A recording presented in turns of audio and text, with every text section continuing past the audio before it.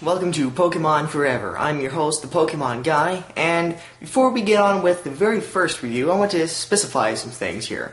Welcome to the channel, and everything here is about Pokemon, including the comments. So if anyone has to make any comments of any sort, this is where you go to, because this is the channel for the fans, and anyone who wants to discuss anything about the video or Pokemon in general, comment on this video or my channel, and basically that's it. So without further ado though, let's get on with my first review of Pokemon Black and White, Zorua.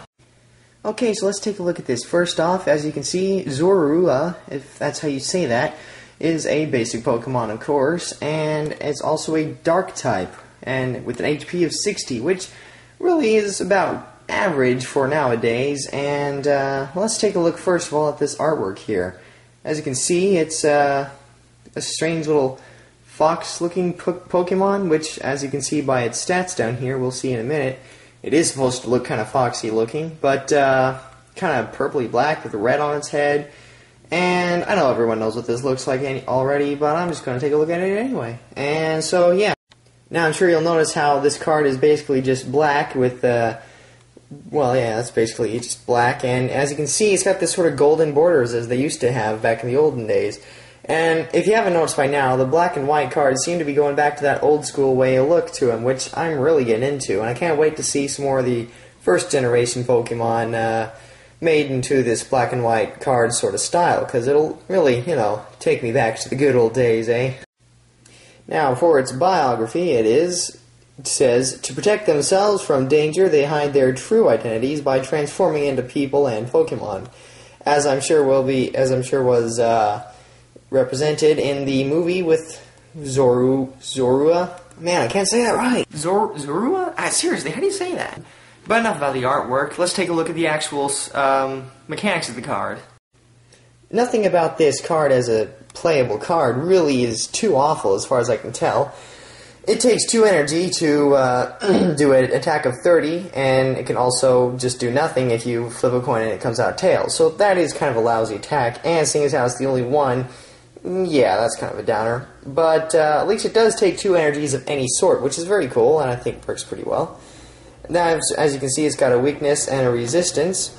A weakness fighting times 2, and a resistance to psychic types minus 20, which is neat. And the retreat cost is only 1 energy, but so I guess that's about average, normal. But yeah, that's pretty much it as far as this guy goes, and playable card-wise, he's, yeah, I mean, I guess average basic type, but there are definitely better ones out there that evolve. But yeah, that's pretty much it for little Zorua here.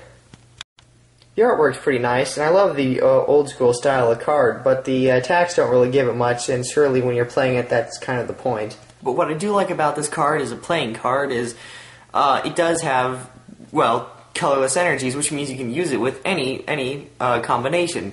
Now, I haven't actually seen, I know I'm a little behind the times here, but I haven't actually seen the Zorak card, which is this is Evolve form.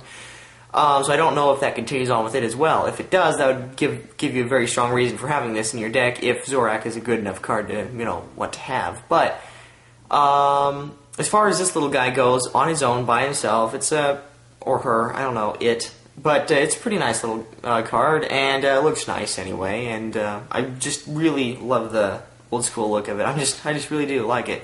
So I'd say, you know, yeah, sure, it's a good card. I wouldn't seek it out necessarily, but it still looks nice, and well, yeah. So that's Zorua from Black and White. Now I want to hear your thoughts. What do you think of Zorua as a playing card, as a Pokemon just by itself?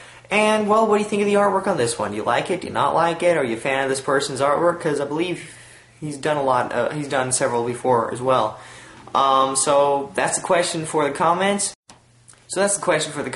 And until next time, I'm the Pokemon Guy on Pokemon Forever. And keep it up. So until next time, this was Pokemon Forever. Hope you enjoyed it. Go catch 'em all. So this was Pokemon Forever. I hope you enjoyed it. But until next time, go catch 'em all.